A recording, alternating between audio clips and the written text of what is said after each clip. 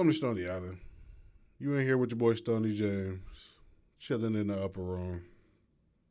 Um, I love being black. I just want to start off there. Shout out to you. How you doing? Leave it in the comments. Let everybody know how your life is treating you. We are all interested. That's why we're here. I'm not lying to you. I'm very interested. I would like to see it in the comments. We all need some motivation here and there. And sometimes I actually get it from y'all. So when you leave comments, when you engage in dialogue, these are the things that I love and appreciate from you. All right. Shout out to the city of Detroit. I guess that's where I'm starting off here because I've been noticing a lot of people, black and white, not so much in between, but a lot of black and white people who are having their first experience with the city of Detroit, and it's a positive one. And it's not just about landscape, it's not just about a destination or anything like that. It's the people, it's the combination. The fact that so many people have all of these preconceived notions about Detroit, what they're doing right now is dropping all of that. They're saying, let me just go see for myself. And they've been pleasantly surprised. I'm like almost ecstatic just watching these videos because I get to just see. Number one, I saw this city when it was at its worst. And I think that's a time where it was actually um, justified to make some of the jokes and negative remarks that people made about the city. Today is a different story. We've been rebuilding. Still some ghost towns. Still some areas that could use a little work. But, man, it has to start somewhere, and they definitely started, and they definitely took off. Like, downtown is a completely different um, it's a completely different vibe. It's a different aesthetic. We got the Pistons back in the city. We got, well, the Lions, they've been here for a little minute.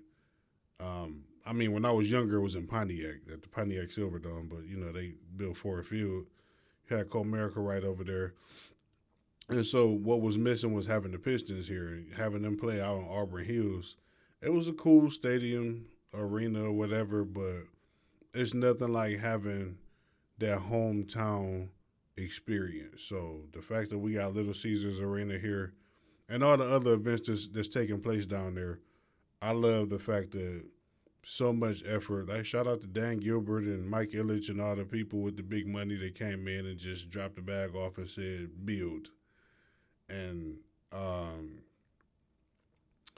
all of the positive things that have happened for us in the meantime, in between time, the restaurants, all of the black-owned businesses that have sprouted up in this time, I really love the fact that people are showing up here and seeing, this is not the city y'all told me it was going to be. Like, this is nothing like what I expected. So, while it could be a little bit offensive to have people say, like, Detroit was actually nice. You like, man, what you mean by that? Like, as a native, you probably wouldn't understand because a lot of us love this city so much. A lot of people, I know a lot of people that moved away from the city and eventually ended up moving back. It's like one of these places that you can't stay away from. But that's because there's some really good people here. It might not be as much to do as being in New York, but like New York is so fast paced, it's so crammed. Like I had a good experience the first time I went to New York, but like the second time I went, I just wanted to go. So it's like only so much I can do in New York before I almost get overwhelmed. Like there's so much you gotta pay attention to, and then there's so many people, and it's fast paced, and you gotta keep up. It's like I kind of like the fact that Detroit is a little big city. It's a lot of like the big city amenities and stuff like that, but it's not as big as I thought it was once I got outside of Detroit. Some of the other cities like Chicago and Houston, like these are huge. So, as far as population, as far as the space that we take up now, it's not the biggest city in the world, but it's bigger than a lot of the other metro areas around the country. And the fact that they celebrate the blackness of Detroit, like our culture, our history, is unique. There's not too many other places comparable. I think DC used to be Chocolate City. I don't know about the population there, but we one of the few places that's like very black and very proud. And you can come here and have a good time. I think that was so encouraging to me. Even as a native, I've been here my whole life. I struggle with, man, I've been here so long. I just want to go. It's not like I haven't traveled. I've seen a lot of different places, and I enjoy a lot of other different places too. So, but it's like, but as far as setting up my residence, building my life, I've been in Detroit my whole life, or a little bit outside the city and the surrounding areas, Metro Detroit, but for the most part, it's been Detroit. Like this is what I know. I don't love it the same way I used to, and I think it's just like it's like I don't know, man. It's kind of like the cost of doing business. I've been here so long. I just want to be somewhere else. You know, I'm slowly approaching 40, and like I would just like to experience living in another environment. So that's all it is. I love this city. I don't love everything about it, but hell yeah, I will step up and defend Detroit anytime you hear some of the negativity because most of it comes from people that do not live in the city of Detroit. You don't have a whole lot of natives talking crazy about the city. We really love this place. So, shout out to everybody that's actually stepping outside of, whatever boundaries they might have set up in their minds. The media coverage, that's one of the main reasons why you have all of this negativity surrounding the idea of Detroit is because people don't know no better. They haven't like actually taken a chance to just see what the city is about. So I appreciate all of the people that have the food reviews. It's a wide range of food and some really good food around here. It's actually a lot to do. And 313 day just passed, not too long ago. I just like all of the celebration around the city. So I was feeling really good about that. Random question. What is your motivation? What's your motivation for life? What's your motivation for doing the things that you do? Whether it's your career, whether it's, setting up a better path for yourself, whether it's taking care of your family. I'm just kind of curious, what is it that motivates people to do the things that they do? And I mean, even outside of the creator space, just life in general. I know I'm admitting that it's random, but it's just one of those things that popped up in my head. Moving forward, hit the like button. Make sure you hit the like button. And, hit that bell. We working over here, man. I saw this post. Well, actually, it's a combination of posts that had me conflicted. Where this woman was speaking to um,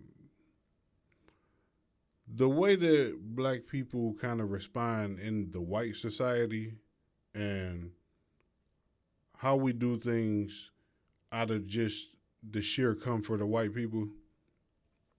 One thing that I was expressing in the comments is like, we had opposing views where I think, as far as entertainment, as far as whitewashing ourselves, that's like some pretty good things. I ain't gonna say pretty good things. Some pretty good ways to assure that you make white people comfortable enough to invite you into their spaces. It was about inviting white people to the cookout and how all they have to do is the bare minimum, and all of a sudden, we cool with them. We don't have a problem inviting them into our spaces. And I'm like, I think when it comes to us, it's a different kind of beast where we have to do the shucking and jiving. We have to do turning off our culture, turning off who we actually are just to make them feel comfortable. The song and dance I see a lot of people do when I know that's not who they really are, but they will actually change form and uh, the whole rhythm of who they are just to make white people comfortable. That's so uncomfortable to me. It's so cringeworthy. Like it's almost hard to respect that person, but then like going deep, diving deeper into it, it's like, man, I understand that this is one of the things we do for even survival. Like the tide is turning, America's browning, the population is changing, but in the meantime, this is the history that we've been dealing with. A lot of people are just trying to figure out how to make it through the day, and so if you got to whitewash, if you got to do a little song and dance, hey man, Todd, can you do the ducky for us? Show us how to do that. All right, man, let me do this one more time just so I could go eat my lunch in peace. But like, this is the kind of stuff that we be faced with.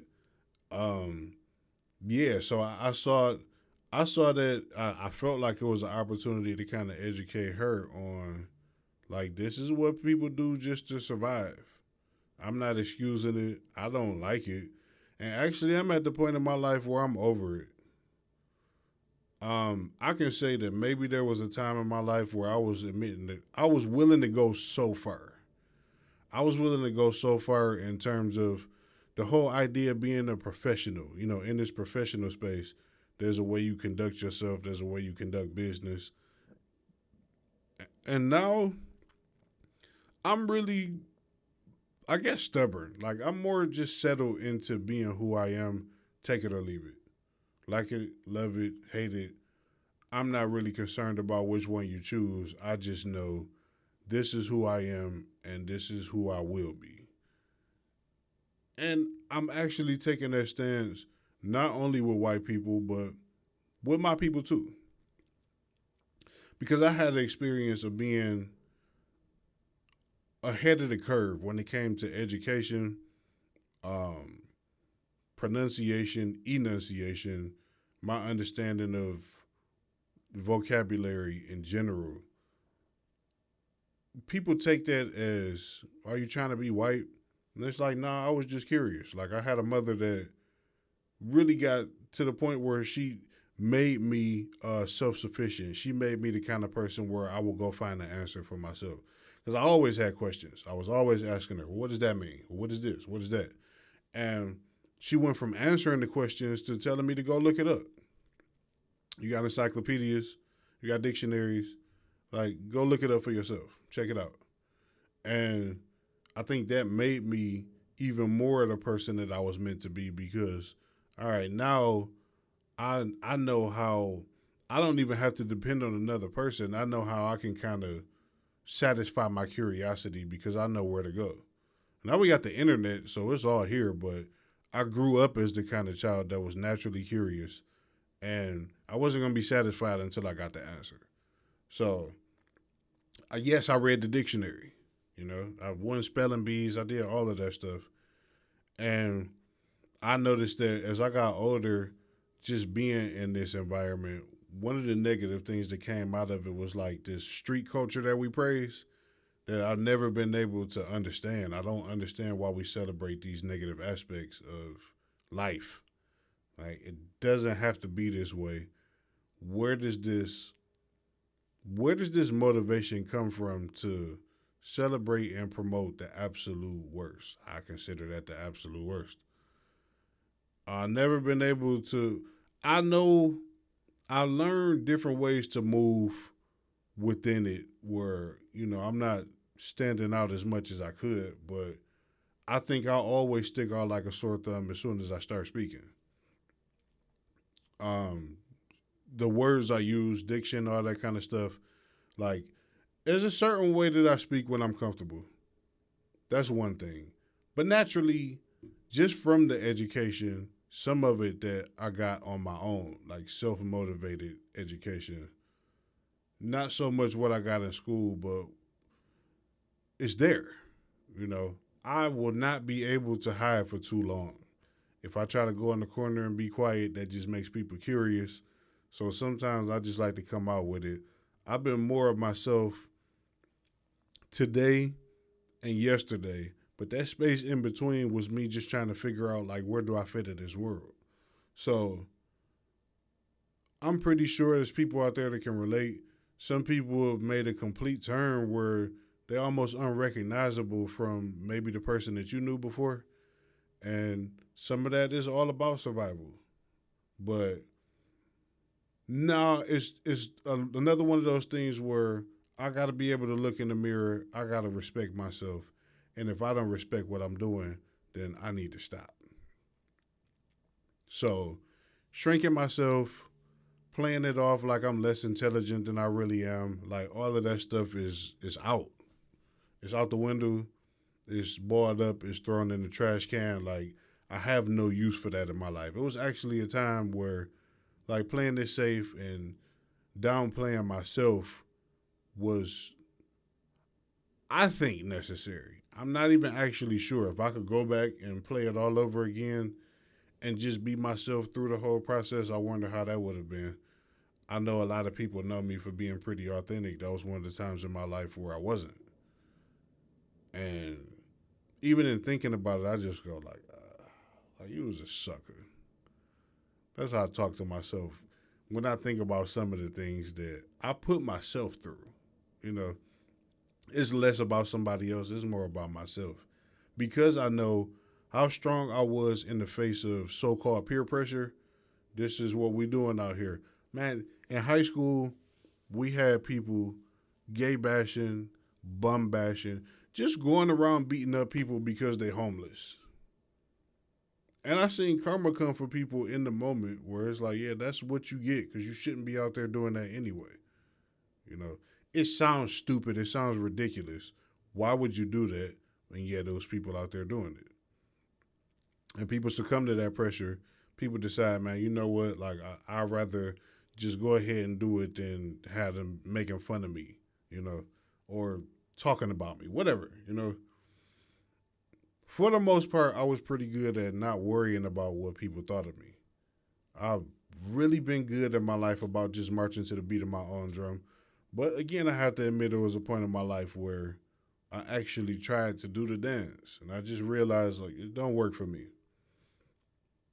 So even in this space here, I'm still trying to find my way among people that are more entertainment based, people that are trying to do what they see other people doing, people that are not really sure who they are or where they fit in this space.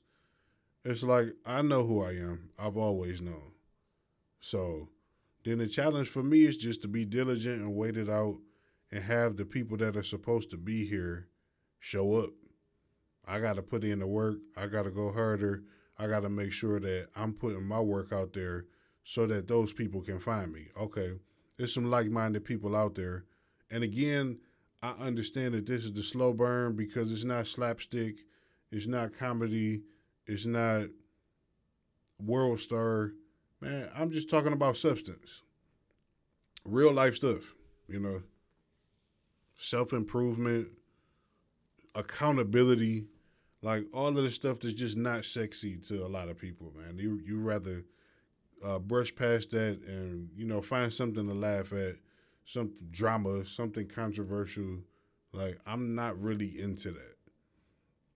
So I call this the slow burn. I understand that even with the work I put in, that I have to prepare myself for building over time. It's not some overnight thing for me. And I appreciate that because then I just get to keep working. So sometimes it's just about timing. You will find me at the right time. And when you do, I'll be here to welcome you because I've been waiting for you. I've been waiting for you to find me. I've been waiting for you to catch up. I've been waiting for you to get to this point in your life so we can talk it out. I keep telling people I don't have all of the answers. I'm not sitting here trying to act like I do. I ask questions. I talk about what I just learned, what I'm figuring out in this life, and we can go from there. I like growing together. I just found that for whatever reason, whether I'm ahead of the curve, whether I'm behind it, however it's actually matching up, I just know I'm not on the same wavelength as the average person out there. So that's what makes me stick out. Right? I'm looking for answers that these people just don't have. And not only that, but they're not even looking for them. It's not a question that's popping up in their mind. Maybe sometime later on down the line it will, but we are not in the same space. We are not the same. And I'm the Martian, right? I'm the alien in this situation. I'm the one that sees an opportunity to grow and gets excited by that. I'm the one that's thinking about how to be better today and tomorrow than I ever was yesterday. And that kind of makes me the enemy in certain circumstances or situations where people just like, man, like, it don't got to be that deep. Like, you don't have to think about it that much. Like, we just trying to have fun. All right, but like, we going to have fun until we just die. Like, that's the goal. Just have fun. I don't mind having fun. I'm really not a stick in the mud like that. But, nah, man, my entire existence is not around trying to laugh and joke through all of this. I did that when I was younger. I was a goofball. I had fun. I played a little bit too much. And I understand the balance of it, man. I understand entertainment serves its purpose, so does education. So, is it edutainment or do you just pick a side? I think there's a space in the lane for whichever direction you choose to go. And I'm probably just drawing a line on what I'm doing and saying, I would rather be with the people over here that's a little more serious about life, and I'm fine with that. Where do you stand? Leave it in the comments. Drop a like. Let me know what you think about Detroit if you ever been. I love my city. And at the same time, I can't wait to get out and experience something different. Not just as a trip, not just as a vacation, but as a way of life. Maybe I'll come to appreciate Detroit even more after that. But again, I'm just curious. Take it for what you will. I love you, and I'm out of here.